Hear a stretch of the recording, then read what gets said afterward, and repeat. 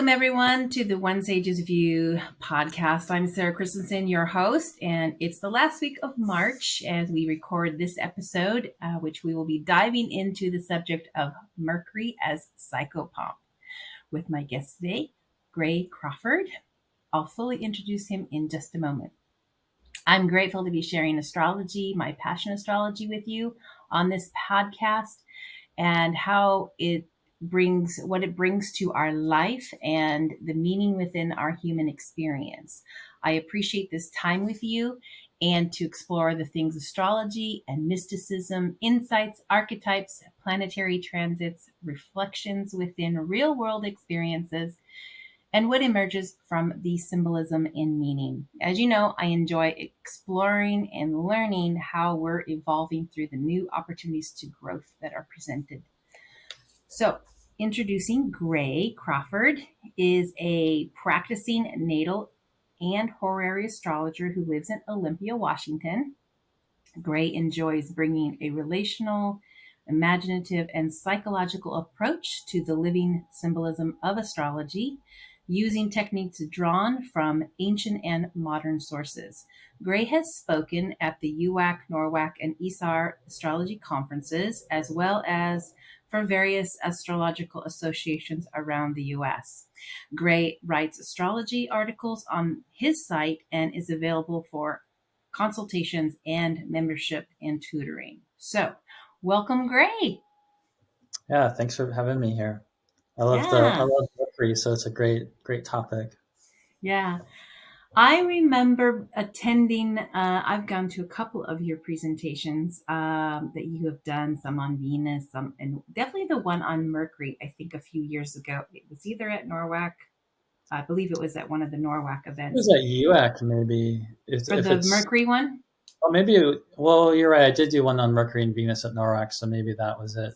Maybe that was it, actually, yeah. Yeah, and I really appreciated how you dove into a subject, how you picked up the themes and what you presented in that. And so I kind of was inspired by that. And that's why I wanted to have you on as a guest. So Yeah. I think people who have not become aware of your astrology, I invite people to look at your material that is presented on your website. What is your website again? I'm sorry. Yeah, it's just my name. So it's graycrawford.net, and it's spelled Gray as opposed to EY. So yeah, just in case people want to check that out. Because I know you do a really great newsletter or posts on the yeah, I write articles, usually at least a new moon and a full moon. Sometimes it's not more than that, but I usually keep up with that. But I do, like, as we're going to talk about today, I often write about the Mercury retrograde period. And I do have a Patreon too, people can check out, and that's got more some monthly gatherings. I'm one of your patrons. Yeah. Yeah, being your patron, get a little bit extra from you, so that's really great. So I encourage that. It supports those astrologers who are doing this work, and it's a lot of work. So and a lot of training that goes into it. So, so Mercury, I want to kind of give folks who are very new, maybe they're a brand new beginner to astrology. Maybe they had a friend or something has inspired them to check out astrology, and just to kind of give a couple minutes, 3-4 minutes about Mercury, Hermes. People maybe know it from that language, but it's Mercury that we language it mostly in the astrological community now, but it's been known as Hermes as well and other names. But what's its astrological role, and just kind of a brief of that for beginners. How would you kind of frame up Mercury for a beginner? Yeah, and you mean the astrological planet, not so much Hermes and mythology, right? Yeah, but that's going to tuck in themes, but that's different, right? So it's more like Mercury's role in a chart or Mercury's role in astrology for a beginner. So if they were just going to go, oh, okay, that's kind of what Mercury is as we embody it. Yeah, and it is, a lot of times the way the Hellenistic Greek name of it is, it's the star of Hermes. So there is an association there, which we can come back around to with how that comes into it. But Yeah. yeah, Mercury is really one of the most interesting of the planets. Um, for people that get a little bit more, I know you're asking for a beginning, but when people get a little bit more into like all these different traditional Mm-hmm. categories, the other planets tend to get sorted into different categories, Mm-hmm. such as they might be like a day planet or a night planet, among other things. And Mercury is like the one planet that's actually very mutable and isn't really defined by any particular category so much. And in fact, it sort of picks up the influence of the other planets that it comes into contact with, and sort of in a way almost like kind of translates the meaning of that planet. So if you had Mercury in your chart close to your Mercury would have a more of a sort of Mars type of characteristic, or Mm-hmm. perhaps a lunar characteristic, or more of like a Venus quality if it's really connected to Venus. And that sort of mutable, translating, shape shifting in a way, being able to move in Mm-hmm. between things, is Mm-hmm. actually very much about what the meaning of Mercury is. Um, on one basic level, it is mediating and it's translating and making us aware of information to then communicate. So it's very much just communication in the Mm-hmm. most simple form, is one of the meanings that we do associate with Mercury. Mm-hmm. Um, there's a if you're really looking at your communication style, there's obviously a lot of other factors you're also looking at, Mm-hmm. but it does have to do with how do you interpret meaning, how Mm-hmm. do you translate that meaning, how do you express that meaning, how do Mm-hmm. you communicate that meaning. Mm-hmm. It's very much in a way to kind of link to Hermes of myth. Hermes is a friend of humanity. He's a Mm-hmm. pretty friendly deity who can show up. He's a trickster, Mm-hmm. but he's also he's pretty helpful. Right. And there's actually something very essential about the sort of human condition that Mercury has to do with, I would say, also, because if you think about us being, souls or spirits that are incarnated in this human body, and so we're having to mediate these like realms of spirit and matter, or you could also think about your unconscious awareness versus your more conscious awareness. Mm-hmm. That is what Mercury is very much about. It's this sort of mediating point that so even it can have to do with everything from you have a dream at night. What's the meaning of that dream, and how do you kind of tease out what Right. that dream might mean. Right. But Mercury can also have to do with writing or speaking. It can have to Mm-hmm. do with money and mercantile activities and Right. trading, being involved in Mm-hmm. like business and exchanges with people. So it's Mm-hmm. very much about sort of intersections, exchanges, Mm-hmm. interpreting things, translating things, With perception. measuring things, being able to Mm-hmm. help analyze and Mm-hmm. use the mind to sort of, it's a little bit more on the end of like, I think it's a mistake to only think about Mercury as being this purely rational planet. Right. And you will see people describe Mercury as keywords being it's linear, it's logical. And Mm. to a certain extent, that is a way to think about Mercury because it does help us clarify things or kind of figure out what am I looking at or how am I interpreting this. Mm-hmm. But it's very much about also divination. It's very much about engaging with the realm of dreams. Right. Um, you Is have some sort of omen show up in your life. What does this mean? right. So it moves in between these realms, even. Mm-hmm. So it's hard to categorize, but I hope that gets a sort No, of a that's sense of what good it because means. it Yeah, makes me think. Like I like the word perception sometimes perception's for a good word. Mercury. Yeah, It's a how do you good one. perceive? Hmm. I've heard also threshold. Mercury helps at thresholds of things. Definitely. Because, that, and I don't know if, like, I think of bridges sometimes when I think of Mercury. It's just Bridges kind is of, a good one. going in between like that. And yeah, it carries a lot of variety in its meaning compared to maybe other planets that we look at. But I think that's good to kind of start us off, because as we deep dive in as Mercury as Psychopomp. So I know that that's, part of the conversation is we're coming up in the month of April to the first of the Mercury retrograde cycle that's coming up this year. And they're going to be happening in Earth signs. So I want to, remind people that Mercury enters Taurus April 3rd, but I think it reaches the point where it stations on April 21st. And it'll reach all the way up to 15 Taurus, 38, I believe. Yeah, 38 minutes of Taurus. And then I'm going to just give the dates for the Taurus, and then I'll dive into the other dates in a bit. So Mercury enters Taurus on April 3rd. It enters the shadow of the transit of that, April 7th. And then it stations retrograde on April 21st at 15 degrees of Taurus, 38 minutes. And then it moves all the way back to 5 degrees of Taurus, 51 minutes, which it stations direct on May 14th. Interesting, 2 days later will be the entry of Jupiter into Taurus. So that'll be an interesting period of time.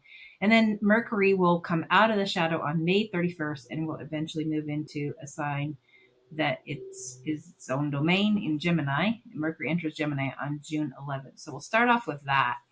But the thing I want to get into is kind of like exploring Mercury as Psychopomp. And what does that mean? I mean, that's I remember when I was for my first year of astrology, I kind of go back, like when I was really beginning and I came across some of these words, I'm like, what does that mean? I don't even know what that means.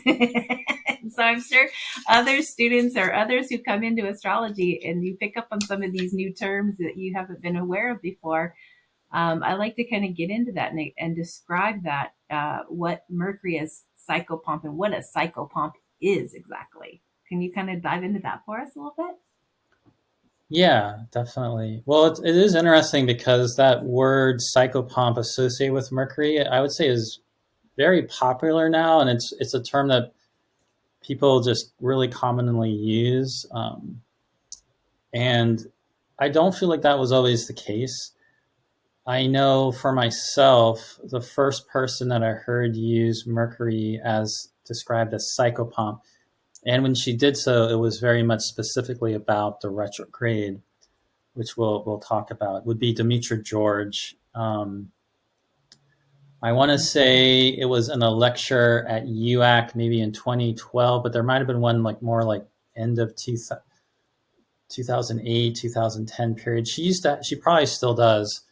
She had a couple of lectures for available on her website, where actually if you bought one, you get two of them. Mm-hmm. And one of them, I'm pretty sure it was the 2012 UAC, but one of them might have been earlier, more like 2008. And in any case, she was the first person that I heard use Psychopomp to Mercury. And for me, which I'll explain it in a moment here, but that really is what made me feel like I really understood on a deper level what was actually happening with the retrograde. So a psychopomp, there are different ways, I think, culturally to talk about this, but we are essentially talking about somebody who is able to bridge in this Mercury kind of way, right? These intersections and exchanges, but we're talking about either upper world, like being on the earth, being on the planet, and the underworld. Or you could talk about being alive in a human body.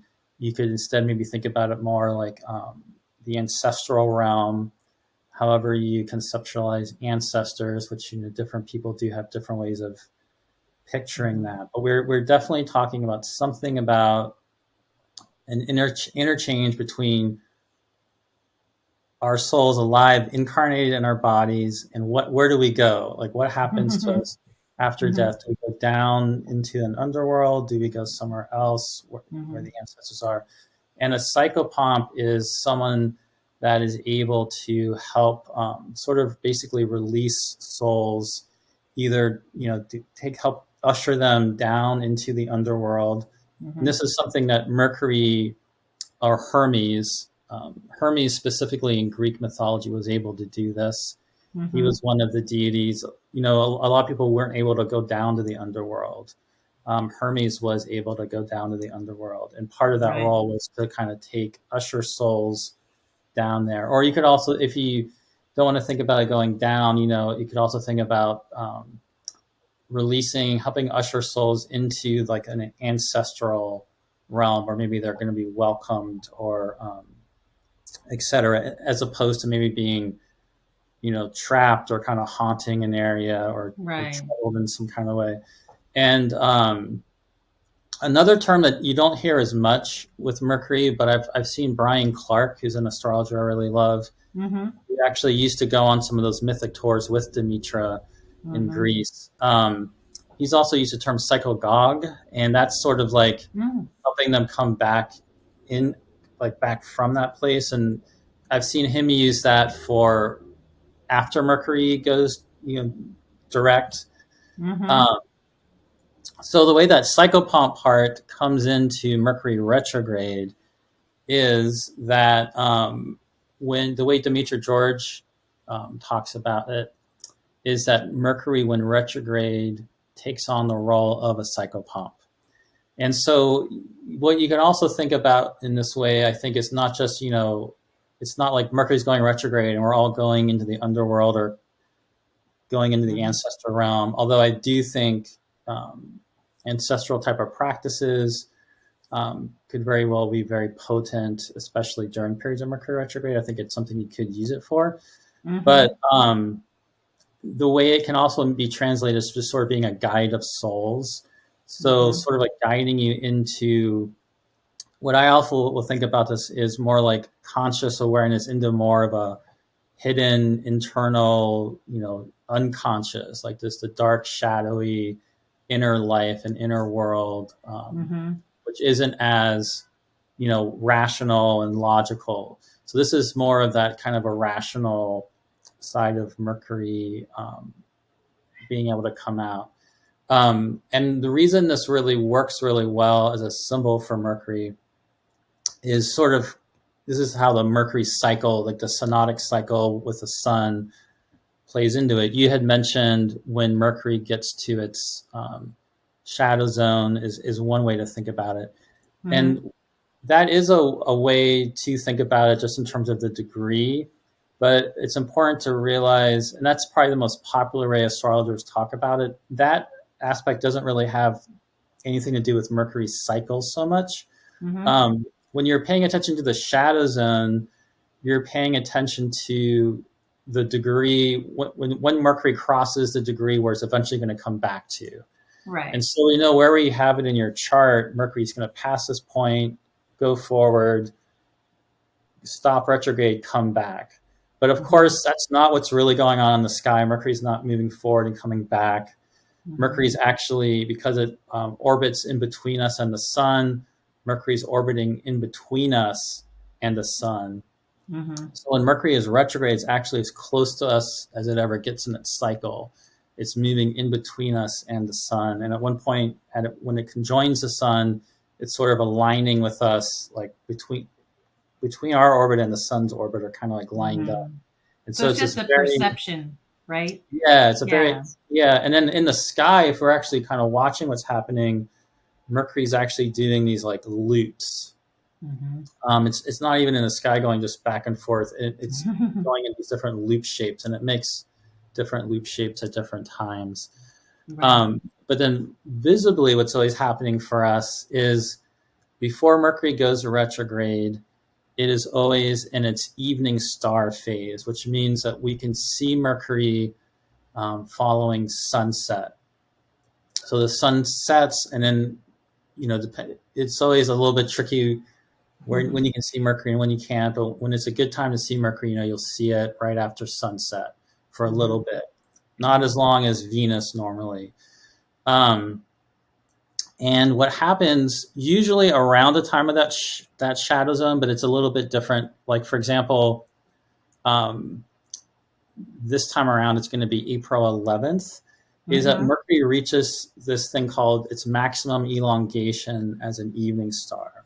And that is actually, when you're paying attention to the Mercury cycle with the sun and its retrograde, that is actually the first really key marker, because what happens is Mercury's gone up to like its greatest kind of height, and that's its maximum elongation. But at the same time it's doing that, that is when it starts to slow down.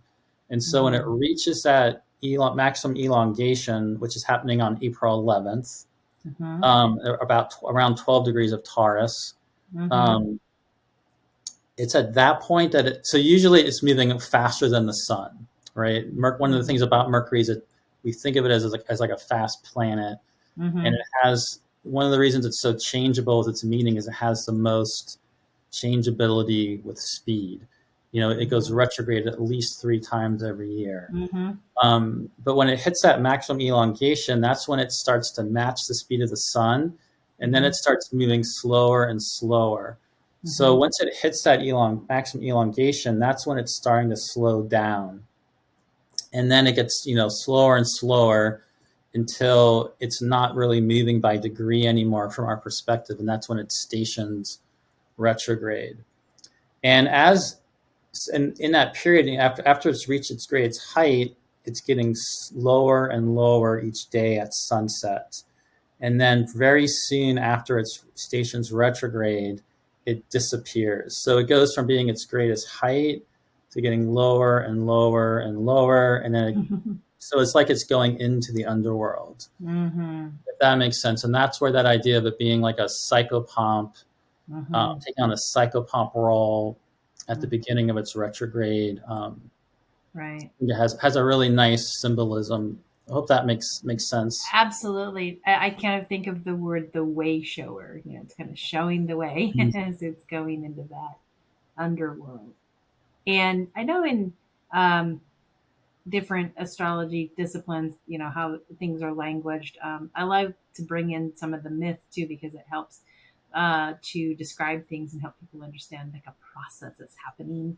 Because we embody the process. We're perceiving something in the heavens, and yet there's the phrase "as above, so below, as above," or whatever that is. That's my abbreviated version of that. But I think it's important. I think for beginners, as they're introduced to the idea, it's like it's not causing something; it's something that we are collectively experiencing together, and each of us has like a relationship with this, right? In a unique way.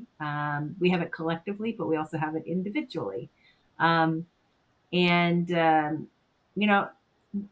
will be moving through the heavens and going into these cycles, in and out of these cycles over the course of a year. Like you said, there's like 3 years or so in a year. Yeah. And I know one of the things that I've learned recently, not just recently, but in my period of time studying astrology, and that I like to introduce to people, is that I think I got it from Gary Caton about the elemental year, and I think his book is extraordinary. I don't know how easy that is to pick up for a brand new beginner, but maybe a little bit in. But this year it's in Earth signs, and I'm curious about how, if someone's got Mercury in a fire sign or an air sign or a water sign, that it's in Earth sign this year. Definitely folks who have Mercury or planets in Earth signs will have like kind of a unique relationship to those Mercury retrograde cycles this year, based on element, right? And elements are one of the most basic things you learn about in astrology. So how, what do you think is important of Mercury being in an Earth sign during its cycles this year? During its retrograde. Yeah. And just to I picked up one thing you said there that you were sort of commenting on, but not being explicit about. I think you were referring to the fact that people often blame things on Mercury retrograde when you're saying it's not like it's causing stuff to happen. And I think before I'll answer your question, but before getting there, just to say something at least briefly about, what is Mercury retrograde? Besides, we're going into the underworld as psychopomps. The way I like to frame it is, Mercury goes retrograde 3 times every year, and the way people talk about Mercury retrograde, you'll hear them be like, don't sign anything, don't buy anything, don't, like you're not supposed to do anything, or it's your computer's going to break, or all these things are going to go wrong. That being said, as we'll talk about this Taurus one, this Taurus one is a little bit more of a wild one, and we'll talk about why.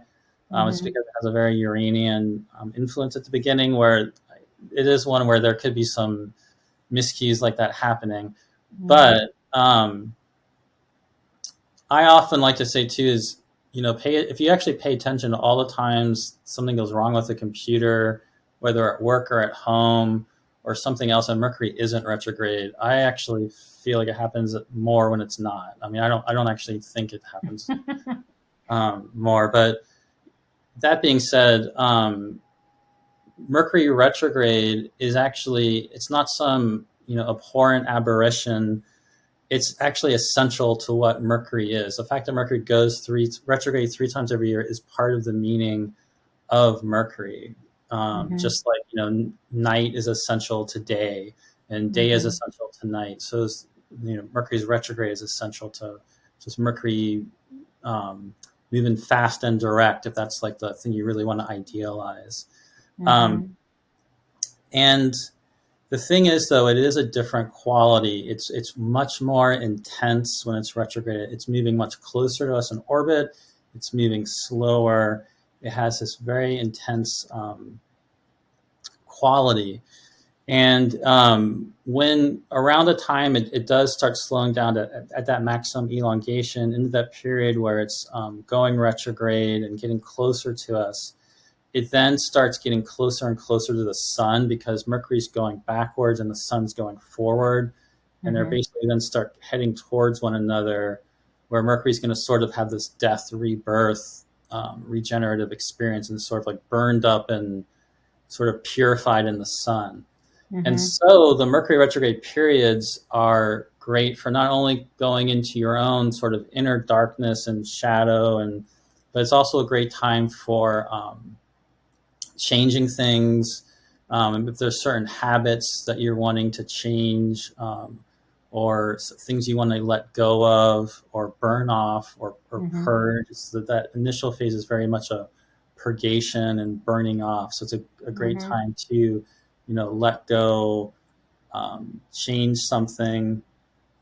Although I also find if you have something to really focus on with like research or something else, and you can make the space to really focus on it, it's actually a really powerful time that you can really do some really intense, deep work. It's this very intensified Mercury. Yeah. But if we then think about this applied to the earth signs, what you were saying about the elements is, every year Mercury tends to this doesn't happen every single time, every single year, but it tends to, within our calendar years, go retrograde usually about 3 times, and it usually happens in the same element. And then sometimes there's a crossover. So like back in 2021, we were having them in air signs. And then in 2022, last year, we had them stationing retrograde in an air sign, conjoining the sun in an air sign, but then retrograding back into earth signs. So starting to pick up the earth. Yeah. Yeah. So last year was like a transition from air to earth. And then this year is predominantly it is an earth year, actually. Right. Except at the very end of the year, we start. So what's really fascinating about 2023 is it's like a Mercury retrograde year. We basically, when the year began, Mercury was retrograde. And when the year ends, Mercury's going to be retrograde. both times in Capricorn, actually. Yeah, but So, it does yeah, back up into Sagittarius at the very right. So the this last year, one. though, yeah. So then what's going to happen is then we're going to, so we have Earth, the first three are Earth, but then the last one, it stations in Earth, but it goes back to fire. It's going to retrograde back Hmm. into Sagittarius. So then we're going to have this Earth into fire transition. So, Hmm. but they it does stick to that type of pattern. And then it's a, if you're a beginning student, don't worry about this. But if you're more advanced and understand the fact that Mercury has two conjunctions with the Hmm. Sun, Hmm. oftentimes they will form sort of a six-pointed star, not exact by degree, but just sort of elementally. So Hmm. whereas the retrogrades are in Earth signs, some of the superior conjunctions will be in water signs this year. Like we just had one in Pisces, Hmm. Where with for Sun and example. Mercury. Yeah, the Hmm. Sun and Mercury. But with these occurring in Earth signs this year, you know, on a basic level, we're talking about things that are much more practical, tangible. Like, Hmm. Earth is like the most resistant to change. Typically, is how most of our astrologers talk about Earth. Earth Hmm. likes to be stable, and so if you want to keep everything exactly the same, this will be a more challenging one. But Hmm. when we get kind of stuck in our routines and stuck in our habits, and you kind of start doing the same thing over and over again without even thinking about it, Hmm. these are going to be really powerful for how do you kind of look at how are you organizing your life, what are the kind of practical structures you have, what are the kind Hmm. of conceptual rules you have about your life, what you should be doing, not doing. Right. And if you can kind of, if you are able to, so it could happen a couple ways. One way, it could be more like Mercury in its accidental sort of trickster way, showing you what's not working because something just isn't working. Like Right. you're frustrated, like this isn't working anymore. Yeah. That's, if that happens, you know, reflect on the fact is maybe there is actually something, a deeper meaning there, something that needs to change more structurally with your Hmm. routines or habits. You also might already have in your mind, with Earth, certain like dietary or exercise or different habits or routines that you want to change, or something you want to cut out. So if you wanted to disrupt a routine or a habit you've had for a long time, you might be able to align with this energy and it will help actually do that disruption, Yes, right? yeah, I've seen, yeah, yep. Anything that's like maybe um, even something more intense like smoking, which obviously is a really difficult habit to break. I've seen people make some significant progress cutting back on that, even something like Hmm. that, Hmm. during the period. So you can, yeah. So that's one way to think about it. Hmm. It also makes me think a lot about just like the Earth, like the body, information we carry in our bodies, Hmm. and that maybe getting a little bit more awareness for it. I actually looked at, because I have that Gary Caton book that you're talking about, so I took a Hmm. look at what he said about this for the Earth element. And one thing that I saw he wrote in that book was, which I agree with, is where you're being too rigid or controlled or kind of stagnant or too structured on holding up some sort of type of boundary or rule based thing, and Hmm. um, looking at where can you kind of bend this, or kind of shape shift this, or move these around. Mm. I think that's a great thing. Also, maybe there's some kind of skill or talent or project you're wanting to build skills on. That could be a particular focus. Taking deliberate steps to kind of build or develop that Hmm. across the Mercury retrograde period. Hmm. I know that when I have readings, astrological consultations with my clients, sometimes it's at a period of time that oftentimes I get people in retrograde. That's pretty common. That if they have like a question, a probing thing that they're really inquiring about, and they're wanting to get to the answer. I'm like, well, you can sit and ask for the answer, but it may not come to you until after Mercury goes back through the sun, because you've maybe Mhm. asked on the other side, and then it will, because the messenger goes to the source, and then it comes out, and then as it becomes more visible, that I tell them that's probably when it drops in. You might not get it right away. You might get it in this period of time. And then I turn on, I like to call it turning on astrology for people to like see that, yeah, Mercury has this movement, but you've got to be participating with it. And I think the inquiry is, you have a probing question, you're curious and you want to know something. Well, maybe it's going to show you in a dynamic way. And astrology is a wonderful way to see something kind of playing out like that. And I love introducing that into someone's awareness about, yeah, it's like ask. Ask Yeah, the question, sit yeah, down, reflect, ask, and then see what comes. It might surprise you. And I like to do, that's participating in the whole thing, not feeling like it's, not something that they can't participate in. It gives them more free will to get curious, to yeah. participate. Mercury is very mutable. Its home signs are mutable signs. Its exaltation is a mutable sign.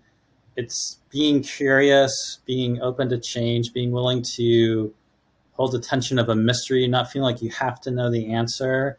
Mm-hmm. Um, I feel that really pleases Mercury, even though I know you will hear people talk about Mercury like it's supposed to just find the answer or get the right exact thing. Um, I feel Hermes and Mercury as a star of Hermes plays into this archetype. It's more about, if you're really stuck in your ways or think it has to be a certain way or I have to get this particular answer. That's where I think Mercury retrograde can be more frustrating for you. Mm-hmm. And I often reflect on this myself because I know it does come to, I'm usually not bothered at all by Mercury retrograde, but my personality isn't like that either. So like, I think maybe the people that are more like that and like, I Mm-hmm. need things to be really clear cut, like black and white, I'm just steady forward, linear, logical. Like Mm-hmm. that approach isn't going to work so well during Mercury retrograde. Mm-hmm. And you're exactly right that when Mercury gets close to the sun, there is this illumination, this sort of like revelation of the if you think about it as like a mystery initiation, that's sort of like the heart of the initiation and it's like epiphany. And especially if you people are listening and you pay attention, if you have an astrology program, you pay attention to when Mercury gets within 1 degree of the sun and then 1 degree beyond the sun, that window is powerful. And then even more so when it's like 15 or 16 minutes, like when it's really tight around the sun, that's Mm-hmm. real concentrated, like in the heart of the sun, Mm-hmm.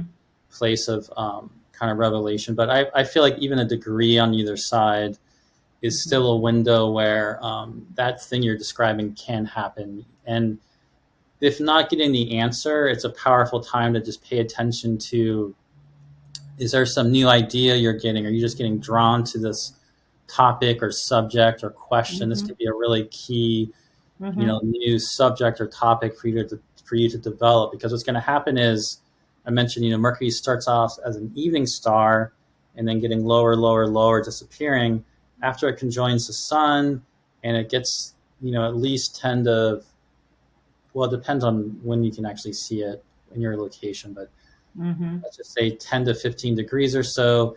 Generally, then you will then see Mercury reappear before sunrise as a morning star. And typically around that time, Mercury's still retrograde, but then it's stationing direct around that time.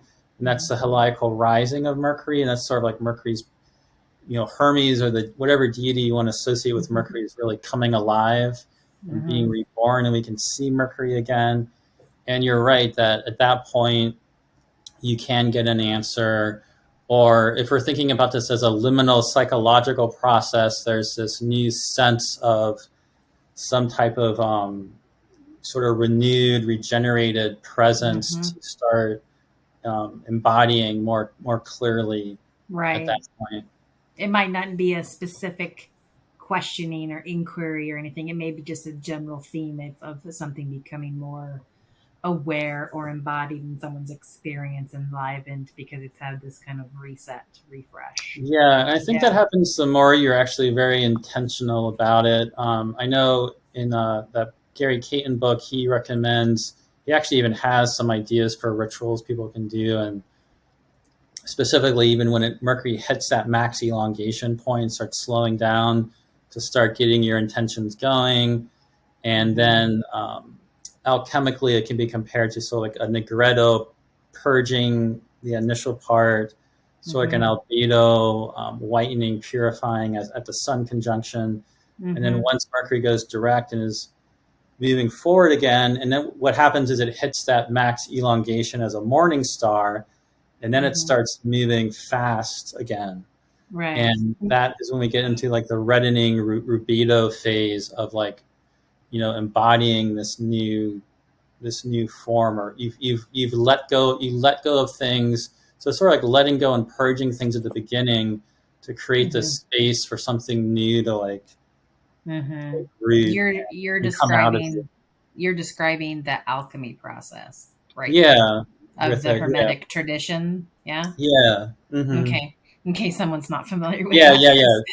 Because I know we speak in this stuff and be like, what? What is that? That's taking a sort of alchemical psychological type of approach. Yeah. Right. I mean, it's available out there. I just want to kind of introduce that in case someone is not familiar with that as well. I mean, I know it's in the Hermeticism principles. Yeah. What there was a question I wanted to ask you. Absolutely. What do you think is the most profound Mercury perspectives and knowledge that you've gained in your astrology career that you have learned since you started? And why do you consider it the most profound? I'm curious about that. Like, you mean just information? Like you just had like a really aha, like, wow, this is so insightful about Mercury. And about Mercury specifically? I really think, well, I already said it, was when I listened to that lecture by Demetra, and she described Mercury taking on a psychopomp role. That just clicked all these things in my head, and it just made it all make sense to me. And Gary Caton's book, though, I think is very good.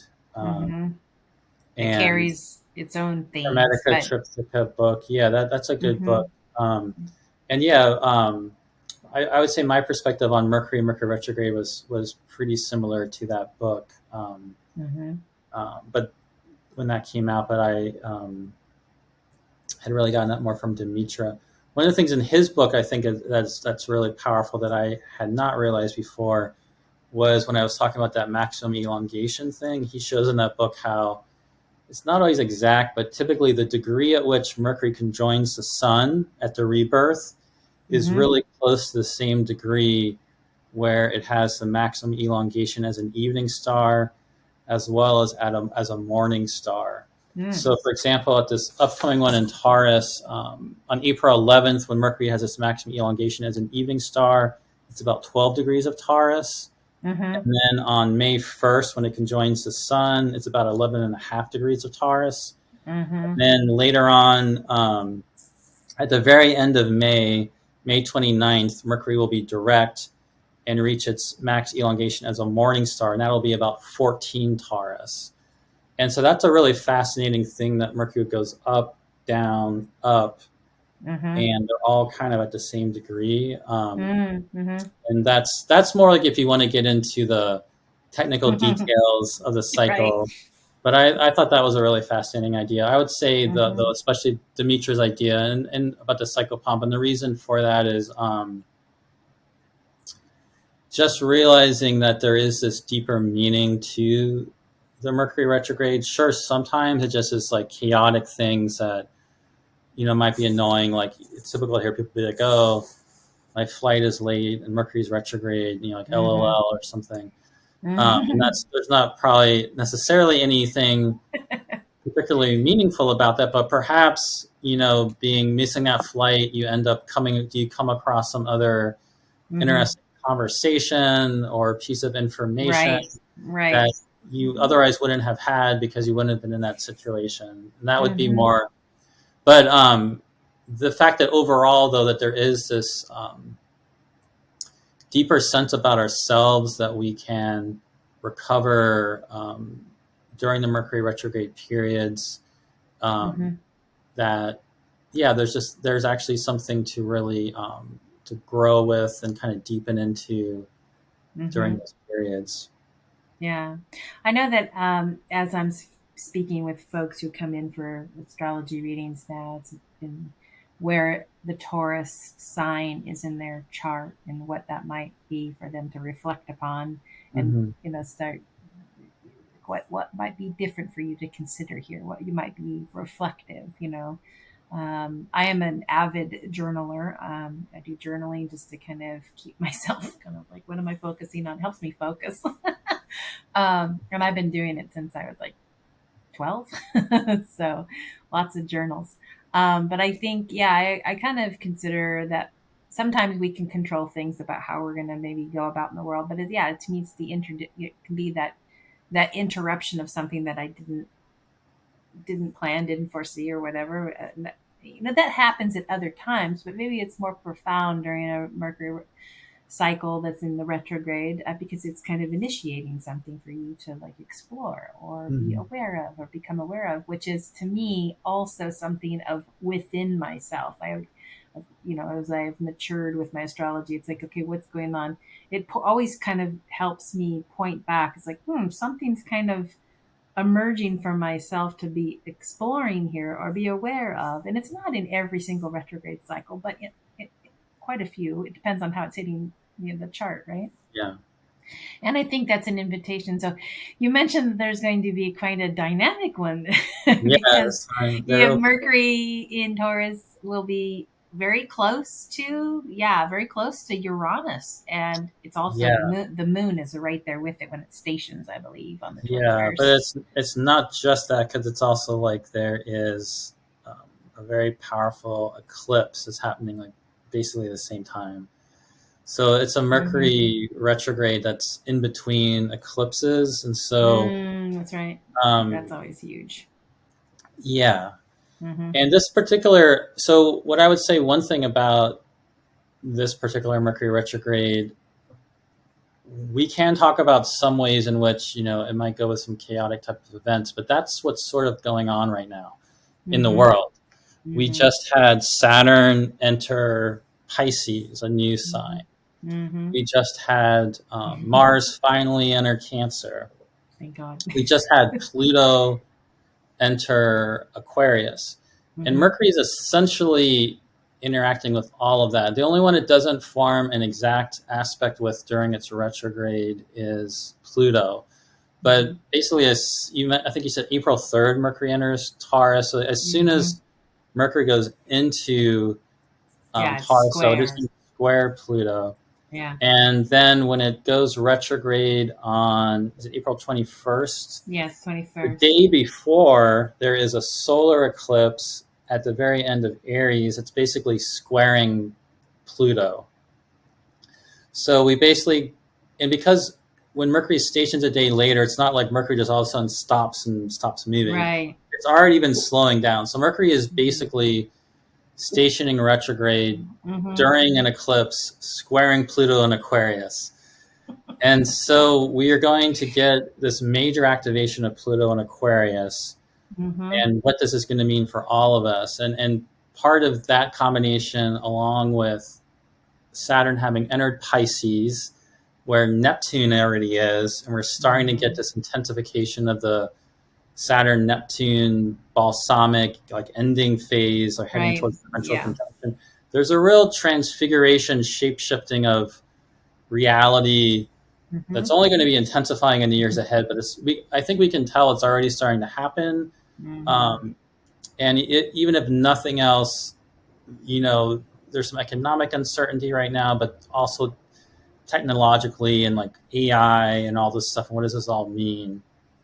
And So this Mercury retrograde seems very much about mediating this. And although it might be a very volatile time collectively, I do think Mercury will be playing a role of trying to help us come to terms with what's happening and understand it in some ways. It's going to station retrograde on the 21st, I think within about 2 degrees of Uranus. So it won't actually get to an exact conjunction, but because it gets so close, there is still going to be a Uranian element that gets activated, which is, unexpected change, which is something we'd also say about a solar eclipse squaring Pluto. Yeah. So it is a type of Mercury retrograde that's probably starting out with some of that, like we're losing, things out of your control, changing, some big new storylines coming in.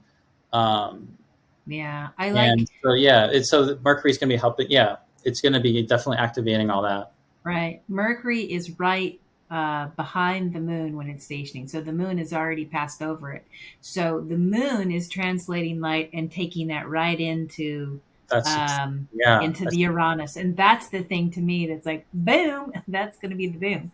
Hello. Yeah, you're right. Because, translates light, right? That's definitely true. I mean, even without the moon doing that, I still think Mercury's close enough to Uranus to pick up something. But you're right, because at the same time the moon passes over Mercury, then conjoins Uranus. It's definitely happening because the moon's connected to them. Yeah, but is it a total solar eclipse or a partial on that one? It's called a hybrid. It's actually fairly close to the nodes, so it is a pretty powerful one. But the reason, my understanding of the hybrid is it has some kind of, they're more rare and it has something about the duration of totality. It's total eclipse in some locations, but then it's not completely, and there's some kind of weird hybrid. Right, and I'll have to look up. I don't know where the visibility hybrid quality of this is. Where it's total here, but then it's not total here. So okay, I see what you're saying.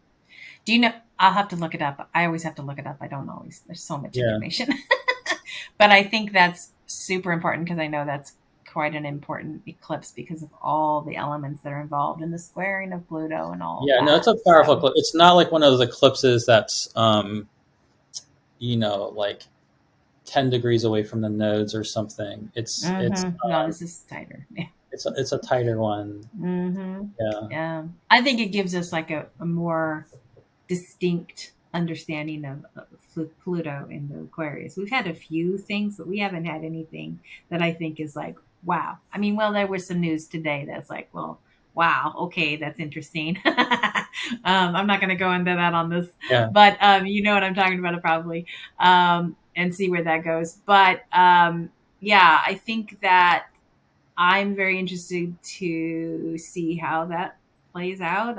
I'm curious, but also kind of observant. And I don't like language anything is positive or negative. It's just a lot of challenge. And, the cycles of life, sometimes the timing is distinctly more challenging than others. And we have to kind of navigate that and together, individually and collectively. Right. So. Yeah. I mean, the other thing about that too is, we mentioned Mars changing into Cancer. So when it's stationed, it's also basically sextiling Mars. And Mars is also like the ruler of that eclipse. So that's kind of picking up that Mars and Cancer quality. But then when it goes back and around May 1st, when it conjoins the sun, the same day that that's happening and Mercury's being like purified and reborn, basically around the same time, Pluto is in process of stationing retrograde in Aquarius. And so when the planet stations, like just like Mercury, but when Pluto stations, it takes on this intensified quality. And so Pluto's stationing at 0 degrees Aquarius, where we had the previous Jupiter-Saturn conjunction and previous Mars-Saturn conjunction and previous Venus-Mars conjunction. Yep. There is hot degree. Pluto stations right there. We can expect it's going to be a big deal. And Mercury is basically simultaneously being, reanimated, reborn. And so they're not, Mercury's like not forming a close degree aspect with Pluto, but they're both doing something really significant at the same time. And so I think there's something, Mercury's again helping us help us figure out what Something is is going on with this animated. Pluto and Aquarius. Yeah, like Yeah. helping us figure out a little bit more about how to Yeah. reorient. And again, like Yeah. we're talking about, what kind of structures in your life are going to be needing to change now? What's Right. changing that you need to start making? What do you Right. need to actually let go of the way you've been doing things? What needs to, that kind Hmm. of thing on a very practical level. Right. There are so many layers of things, but because it's Mercury in the Taurus, and I kind of look at Taurus themes in terms of money, currency, how we Mm. might look at that. But Pluto is square, in by sign, but all the things that are getting animated kind of makes me wonder, like, what are we becoming more aware of for ourselves as it relates to those things? And then, AI is, definitely kind of the Pluto Aquarius stuff and how that's emerging. And even though I haven't dove into that, even though I'm in the tech field in my day job, it's kind of like, what is going to evolve from that? There's been a lot of noise. I call it noise, but it's a lot of conversations, a lot of dialogue around that. And where does it emerge? Where does it take us? And other themes with out. The list is endless, right? I mean, there's so many that Yeah, that and pertains even to. I do think certainly the issues with power and corruption and how this is used is Mhm. very Pluto and Aquarius, but it's also obviously very connected to Saturn and Aquarius and a Jupiter Saturn cycle, but also even the way Saturn going into Pisces. I mean, if you look at that, the Saturn and Pisces transit across time, there have been a lot of major inventions and things that come in during Mhm. Saturn and Pisces time that Right. really kind of like again sort of shape shift our Right. They sense of take. reality. I mean, if nothing else, back 19th century Alexander Graham Bell, who's a Saturn in Pisces, as well as Thomas Edison, who's a Saturn in Pisces. Mhm. So We have the stuff like the inventors who telephone. have that signature, right? So Yeah, those who come online, right? yeah, Yeah. And like the telephone being invented. I was going to say, I mean, just think mhm. about how that changed Mhm. How we everything else, communicate. and Yeah. that's Saturn and Absolutely. Pisces. So like Right. Saturn and Pisces has that, and when Mercury's going back to finally station direct, it will go back to sextile Saturn and Pisces. And Mm. so it's going to interestingly go back to kind of check in with Saturn and Pisces before going forward again. Mhm. And then Mhm. that's like you mentioned at the outset, a day or two later, Jupiter comes into Taurus. So the other thing is wherever you have Taurus in your natal chart, and this might even be the most important thing, is Mercury's sort of like tilling the soil or getting Mhm. that section ready because Jupiter's about to come in there. Mhm. And so we get this major Mercury retrograde activation of Taurus literally like a day or two before Jupiter comes in there. Right. It's almost Uh, like the and plow's square going through Pluto, and it's making the yeah, movement. It's creating the movement. So it's, it opens up the channels of whatever, and then things can be expanded upon with the Jupiter transit of that, right? So, yeah, exactly. yeah. Yeah, that's exactly. So if you are working on some, you have some new opening for growth and development, and here comes Jupiter to Mm-hmm. really help with that. Yeah. Mm-hmm. Such an unique time. I mean, it is fascinating because there are so many things happening, and that we get to be aware of and aligned. I mean, sometimes it's like, ooh, this is going to be a really big one. What are we going to be working through? What are we going to be challenged with? But also, there's the invitation of, what is that going to open up in my consciousness? I know that sometimes when I get, because Mercury's at the top of my chart, so it really activates, and I have an out of bound Mercury, so in Capricorn, so it just floods my whole understanding of everything. But it's kind of like I always wonder what's going to drop, because I've noticed that now. Like when patterns of Mercury emerge for me, it's like there's like new information that's like expanded upon that I was pondering. And it's like, oh wow, that takes it in a whole new direction. And then I'm like, okay, what do I do with all this? It's a huge puzzle. I don't even know how to like put it together, but I gather that's important to all the things that I'm aware of. But it's so much. It's quite a bit. And I know some folks that you kind of like, you ask a question, then here it comes. It's kind of like trusting a process. And I look at that as, because it's like, how much can I absolutely absorb at this time and integrate and actually bring into my life and do at any given point in time. And things seem sometimes to accelerate, but then again, I slow down. I go, okay, 2 steps forward, 3 steps back, whatever, Yeah. so that kind of process. It is a process. In the beginning, you had mentioned Mercury was thresholds, and just to come back to that for a moment, I mean, Mercury retrograde is a period where we really are taken through these different threshold Mm-hmm. experiences from the, like I said, the max elongation starts slowing down to then Mm-hmm. stationing, getting really intense, and then disappearing, Yeah. being like reborn, and then Mm-hmm. reappearing, and then stationing again, and then starting to move faster, and Mm-hmm. then going really fast. So there really are these multiple threshold experiences we're guided through. Mm-hmm. And especially the people that are just learning about it right now, at the beginning, it sounds like way too much information probably to feel like you can understand, but it Mm-hmm. really is something that once you just start paying attention to it, and Mm-hmm. best thing to do is just start paying attention during the Mercury retrograde. Right. And I guarantee you, once you start doing that, once you go through a few of them, paying attention to it, you're going to have a much more embodied, it'll start making sense to you Right. what we're talking about right now. Yeah. Right. Now, speaking of embodying what it goes when it's going through different cycle and phases and signs and aspects and things. Um, is there anything that you do specifically, either ritually or methodologically, to embody something while a planet is in transit like this to a specific sign?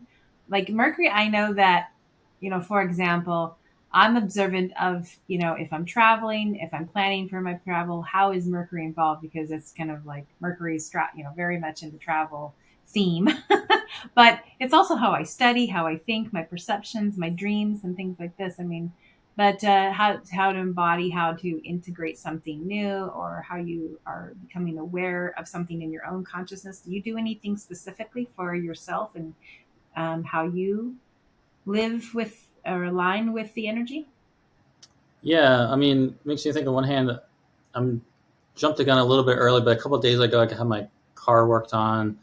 Um, I don't always like schedule something right before Mercury retrograde, but if there's anything like that, whether it's Mm-hmm. getting your just changing the oil in your car, taking your car in to get something looked at because you're just sensing something, it's Mm-hmm. good to before you get to the retrograde. Like this, I would say one thing is like just kind of take care of stuff like that Mm-hmm. before you get into the retrograde. Because I do find that if you're paying attention, Hermes is usually starting to alert you to what do you need to work on before we get Mm-hmm. full on Mm-hmm. into it. So on one hand, it's really a lot of mindfulness, and Mm-hmm. obviously we all aspire, I'm sure, to be mindful in every moment of our lives. But I know I'm not always. But especially when we get to that period when Mercury is stationing and starting to slow Mm-hmm. down to really, so that would be around those eclipses, right? As those days leading up to like Mm-hmm. April 20th, April 21st, Mm-hmm. just really paying attention. You mentioned your dreams. Yeah, pay attention to your dreams. Mm-hmm. Um, take things seriously, and not just even obvious dream messages, but maybe kind of playing around with what could this mean and just being Mm-hmm. curious about it. Right. And if there is something you want to change more habitually, like I mentioned, I do like to try to be more deliberate with that too during it. If there really is stuff I want to try to like let go or give Mm-hmm. away or clear out, Right. um, that's Good a good time to thing to do purge. during A that good opening time to phase. purge. Yeah, it's a good time to purge. Yeah, go through Yeah. and get rid of things you don't need anymore. Uh, Mm-hmm. um, you know, but then otherwise, yeah, it's a lot of I think going within, like I'm saying, one thing that happens for me, this is a little bit different because I'm an astrologer, and we will do things like develop a talk that we're going to give it like at a conference or a webinar or Mm-hmm. writing a paper. And like I know this particular one coming up, I'm going to have some talks for like a conference I'm going to be working on. So if Mm-hmm. there's something like more intellectual, research wise Mm-hmm. working on, it's good to obviously be making time and go into it and kind of get ideas going. And what I'll often notice as you go through that, if you're working on it, Mm-hmm. And as you go through that conjunction with the sun, and this also works the other way when Mercury's moving direct at the superior conjunction, there Mm-hmm. often can be a real burning off of like, okay, let's focus in on what's the deeper thing I need to really, what's the heart of what I'm trying to say, or what's the actual real Mm-hmm. message. I don't actually need to like. Right. I tend to have That's too many. I tend to have too many ideas, and it's hard mm-hmm. for me to fit stuff into like give an hour talk. So like, Right. what To do I need to? condense. Yeah, Yeah. what's not essential? What's real essential? So, and that could be applied to anything, so something else, some other arena of your life Mm-hmm. besides giving astrology talks. But Right. Right. Right. that's for me something that will be happening. I know. Mm. Yeah. Yeah. That's really good. I like how you phrase that because I mean, any kind of project, it's like we can gather so much information out. We have so Mhm. much at our fingertips. We have so much information. It's how can I put this into a container that Mhm. is valuable? Like you tick off the boxes of the things that are the essentials. And I like how you language that, when the mercury comes to the sun, it burns off all the peripherals. Like, what's the focus here? I love that. I really, really love that. That's really good. But I think you could translate that to other things in life Yeah. as well, I think like we can. Yeah. almost anything. Yeah. I mean, I have my day job in the tech industry, and it's like, okay, I've been doing all this periphery stuff, and I got to get back over here to ground zero, as they say, and tackle that and make sure that that's taken care of, because you can be sent off in all these other projects, and like, but is that the thing that really matters at the end of the day? And realigning and giving that focus. Yeah, and this one too. When you mentioned the thing about container, it made me think about how at the end, when Mercury is stationing direct, which is May 14th, Mm-hmm. a couple days before that, on May 12th, this will be after we've gone. So we mentioned there's a solar eclipse at the beginning. Then Mercury goes to the heart of the sun May 1st, and a few days later, on May 5th, there's a lunar eclipse. So there's Mm-hmm. actually basically two eclipses Mm-hmm. we go through with this Mercury retrograde. Mm-hmm. But then when it stations direct, it's about 9 days after that lunar eclipse. And Mm. about a week after that lunar eclipse on May 12th, Mercury will be retrograde sextiling Saturn in Pisces and sextiling Venus in Cancer. So Mercury will be making harmonious aspects with Saturn in Pisces, Mm. Venus in Cancer, and Mm-hmm. Venus and Cancer and Saturn are making harmonious aspects at the same time. And Mm-hmm. so that is sort of even though it's going to be eclipses in Uranus and maybe more chaotic Mm-hmm. at the beginning, there sort of Mm-hmm. is this container, kind of a waiting at the end. I like Mm-hmm. the harmonious Mercury, Venus, Saturn Mm-hmm. interplay at the end, which I think could really help, kind of contain Yeah, that's and beautiful. embody some kind of important change that you're doing. Yeah. Right. Those that you gave me, the Saturn and the Venus in those signs, makes me think of music and Oh what yeah. music gives us, and how I don't know, it's like a balm to the soul. I always look for what music lands in such a period of time that's brand new to me that I've never heard before, things like that. So I kind of go, oh, this might be a good time to find some new music or something like that I that think that's really actually a great way speaks to to. work with Mercury retrograde in a way. Mm-hmm. Yeah, if you just really get into some type of and let yourself. So I think the thing with that would be rather than like what do you think you should be listening to, like let yourself really let Yeah. Mercury retro kind of work on you. Like what Yeah. really is you're really, and it might be something really weird that you're not used to Mm-hmm. listening to, Right. but almost that musical, the way you can kind of get wrapped up and absorbed and kind of activates your imagination and mind and Mm-hmm. feelings, and you can start. There's a way that helps you work out things and work out Mm-hmm. issues, and I think Mm-hmm. that would actually I, be a really helpful strategy yeah. for Mercury retrograde. Yeah. I kind of look at music, at least for me. I'm always on the. I think a lot of us are, but definitely I am always on the healing journey. And sometimes things will come up and down. It's like a cycle. And I find that music will move things that I didn't know were there. That just by the music, the theme of the music, whether it's really hard rock stuff to jazz to just I love music. It's just a beautiful thing that we have as humans. And yeah, it's just I think it's extraordinary that how it helps heal because of sound and the emotional, the feeling, and the movement of that, and yeah, so it's good. Yeah, and it's Taurus is a Venus sign, and like I mentioned, having that harmonious aspect with Venus, the ruler of Taurus, at the end, I think is nice. Mm-hmm. It also makes me think of like dance, and Taurus is so graceful, and Mm-hmm. the real beauty of bodily movement, and Mm-hmm. that sense with Taurus also. So that could be dancing with music, could be another thing. Right. Anything to lift the soul. I love that. Okay, I want to ask you, I like to ask all the astrologers, what are your favorite resources, books, or websites that you like to introduce students to, new students? Maybe on, you could do it on Mercury, or you can do it on, anything that you think would be exciting to share, an author that you have found fascinating in the last year.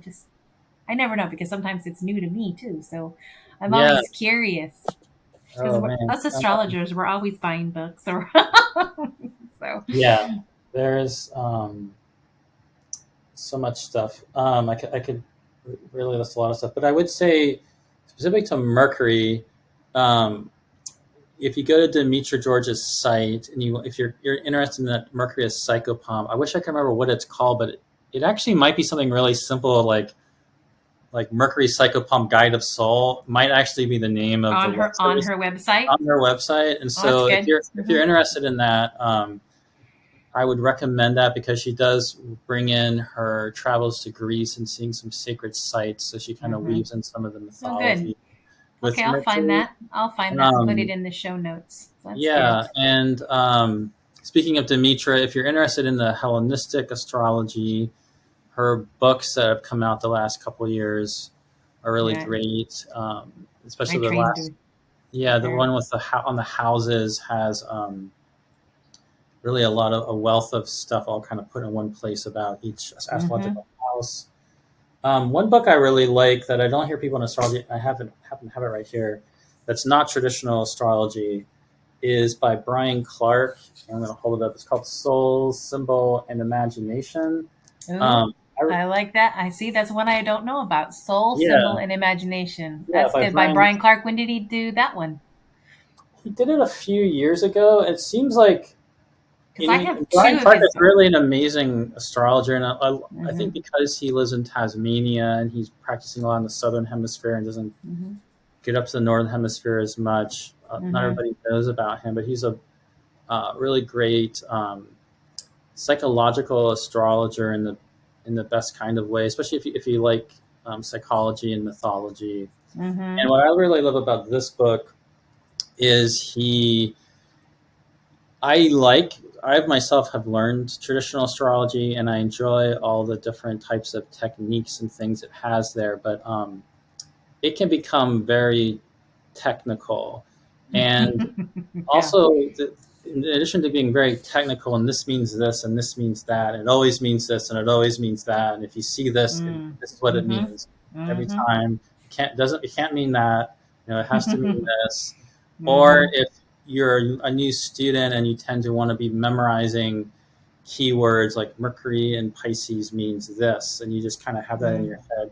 He does a really beautiful job of Yeah. talking about how if you're engaging with the symbols of astrology as like living beings and being very relational Mm. with this, like what are they Mm-hmm. actually kind of speaking? And he also describes the consultation space and him talking to clients and what they're saying and noticing how that's impacting him and his body and what it's wanting to bring forth from him and what that might mean. And some of Mm. the synchronicities we will have in consultations where someone's going through one thing and they're sharing it with you, not knowing like they picked you because this is then hitting something in you. You say Mm-hmm. something and you realize later why you said that, but it's Mm. actually got this whole thing going on with it on this deeper level. But it's what I like about it more is the idea that really letting yourself get into the space of the consultation and being curious about what things might mean and letting yourself be really kind of guided Mm-hmm. into that space by the client. What are they going through, and based on Mm-hmm. their experience and what they're sharing, you're relating to that, and that's helping to bring out what you're communicating back to them, as opposed to just having in your mind ahead of time, I'm going to tell them what this means because I already know. You hear what I'm saying? Absolutely, I know what you're Yeah, saying, because the whole book kind of goes through this in different ways, and I think so it is a this really particular book kind of frames it like yeah. that, because I Some of the have sections do in particular, yeah. right, I have Mm-hmm. two of his books because I went to when he did come up to I don't know if it was Norwalk or Oh yeah, he did come to Norwalk a few so years I ago. went to his, yeah, because I'm like he's rarely here, so I went to all his things, and yeah, I think one of them also was soulmates or something. He did like a synastry, and it was a fantastic talk. And then he did, there were two of them he did. It may have even been UWAC, that 18 that I can't remember. But yeah, I really enjoyed him so much that I bought two of his books, one on vocation and then the other one I can remember. It's up there. Yeah, he But has a book on vocation. He has one mhm. on synastry. He's done a lot on family astrology It's too. the family one. So this the two Mm-hmm. I have. I have the family one because I do a lot of that, like to see how people are connected. Yeah, And I think because I'm an evolutionary astrologer through Stephen Forrest, kind of he's where I picked up my method, the majority of my method, but I also study at length with Demetra, so that came in. And but I approach from the soul perspective. It's like, where are you right now, wherever you are, and then working through what people are seeking, to wherever they are on the path of life. So yeah, but I like to pick up from other astrologers. I think, with Brian Clark's material, Gary Caton's pieces that he brings to my astrology. I love your style is very unique, and I love it that it's yours and how you frame things. Jason Hawley as well. So there's like different approaches and different way things are languaged, and how we might bring some of those pieces to what we're doing, and maybe it just drops in at the right moment for a client, and I allow that to kind of free flow like that. So but this has been a great conversation. I hope that you've enjoyed it as well. Again, where can people find you on your website, and what kind of events are you doing this spring or in later this year? yeah. So it's like I said, graycrawford.net, GRAY, Mm-hmm. and there is, I think, yeah, I think on most of my articles, I think on my page when you go there, you can see there's a Patreon I have too. That if you're Mm-hmm. interested in my Patreon and just looking at that, there's a couple different levels. Actually, three. One's a level just kind of like a little bit extra stuff than I Mm-hmm. do aside from the writing, and then another level there's a monthly meeting around the new moons. Mm-hmm. Then there's like a higher level that's a little bit more like we're really studying specific topics Mm. um, around the full moons, and this year we're doing fixed stars. Well, that's pretty Um, cool. That's really cool. but you asked about the spring, so depending on when this episode comes out, if it comes out before April 15th, I Mm-hmm. am doing a webinar for Kepler College, which is actually free. You just have to register for it, and Awesome. that's going to be on secondary progressions on the sun. It's actually very. I'm just trying to do something that's pretty, hopefully Which is a beginner good friendly. one. If you don't know secondary progressions, so we're just going to do the sun. But Mm-hmm. if you do know secondary progressions, I am going to try to also make it throw in some extra things for people that are already familiar that would still be interesting for you. Oh, that's cool. And then at NORWAC at the end of May, NORWAC takes place near the Seattle airport, sort of, and Mm-hmm. and this year you can. That's norwac.net. It's not yet sold out, but as we're talking now, I know it's Yeah, really close to selling they're out. So about 85, 90% now. Yeah. yeah, so there's it's an interesting hybrid conference this year where you can go in person, Oh. and if you're not able to fly to Seattle or want to fly to Seattle, you can also just register and attend it virtually. Yeah, And which is so nice. I'm going to be doing two talks. One talk is going to be about the moon and the moon in the elements, so Earth, That's a Moon, good one. Earth, as well as the other elements. And I'm going to work on a little bit about lunar phase, a little bit with elements, And then I'm also doing one on what traditionally has been called planets in detriment, although I personally don't like the term detriment. But I will be talking about the concept of planets opposing their their domicile. The sign of Yeah, strength. and what that Yeah. means. So, like for example, Mm-hmm. Saturn in Cancer or Venus in Scorpio. Which I think is great because that you're doing another one of those because you did one on Venus in Virgo, and Oh yeah, I loved that talk. That was so good, so good. So I'm oh, glad you're doing another one because I love that yeah, series from you. So yeah, that's yeah. I awesome really enjoyed doing planets in fall, and so this was. because you give a perspective that is I don't know. It just it enriches the information, the knowledge, and it lightens kind of that Hellenistic language a little bit. I Yeah, like that. yeah. I'm not going to say that there's nothing difficult about planets opposing their domicile, but Right, more like in a natal chart, what's it like to have one, and right, right, what's more the actual experience people have with it and living with right. it. Yeah, And I'm a person that, the soul is born at a certain time on purpose. It has a purpose. It has something that's trying to unravel and that's part of the mix. And so I look at it as a yeah, part of the whole, part of the whole.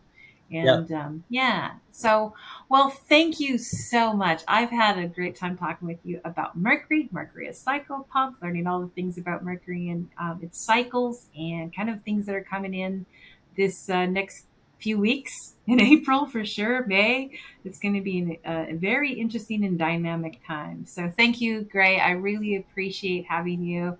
And thank you so much, everyone, for listening to the One Sage's View podcast and have a great rest of your month. Take care. Bye. Thank you.